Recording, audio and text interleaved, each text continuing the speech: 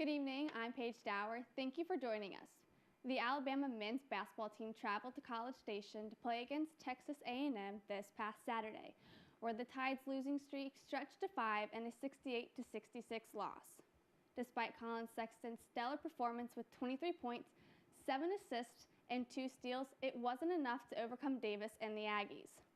In a roller coaster season for Bama, hopefully they can get things back on track for the SEC tournament. The Alabama softball team traveled to Seattle, Washington this past weekend to play in the Husky Classic, winning only 2 of the 5 games. They lost both games against number 1 Washington, only getting 1 run on the board between the 2 games. Home play returns this Friday for the Easton Crimson Classic.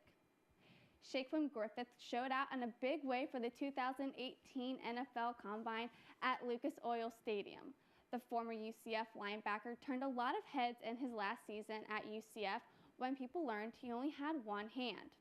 At the Combine, he benched 225 for 20 reps, 9 behind running back Saquon Barkley. Griffin also ran the fastest 40 for linebackers in 15 years, surprising even his brother. Though he doesn't want the fact that he has only 1 hand to be a crutch. He wants to be viewed and assessed like everyone else. Speaking of Barkley, he's given the Cleveland Browns a lot to think about. After the botched trade attempt for A.J. McCarron back in October, the Browns are still entertaining the idea of trying to obtain McCarron, which makes sense why they consider drafting a running back first overall. But they're in a predicament. They need a high-caliber quarterback that can also handle the pressure of turning around an 0-16 team.